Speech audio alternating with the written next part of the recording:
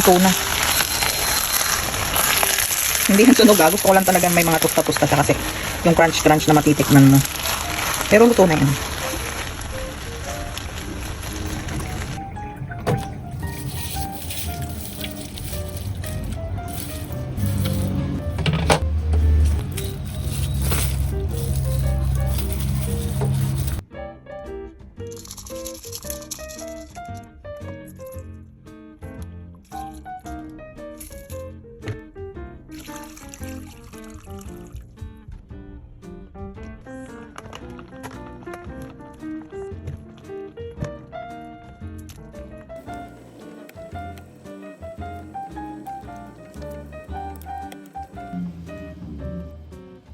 Mainit na.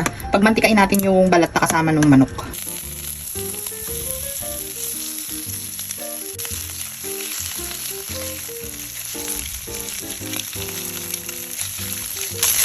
Pagmantika na siya, lagyan na natin yung chicken oil.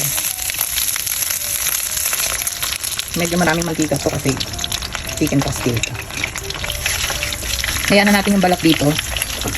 Tama ko na yung bawang.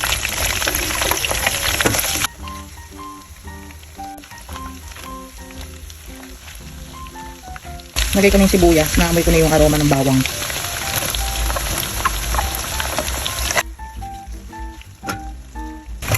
Turmeric powder.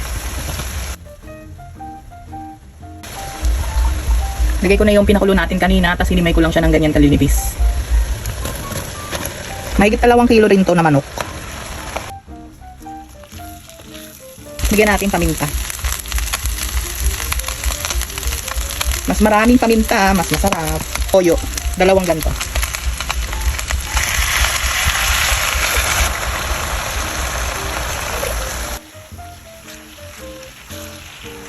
Lagyan natin ng konting sabaw ng pinagpakulon kanina.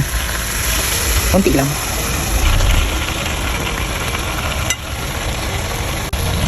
Lagyan natin ng oyster sauce.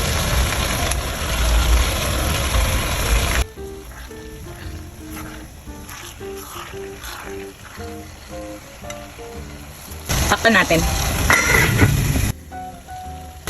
Lagyan natin suka.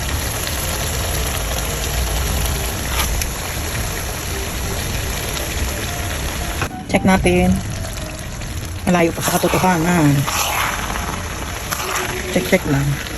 Kasi baka dumikit na sa ating kawali. Though non-stick naman to. Kaya lang, check pa rin natin. Lagyan natin ng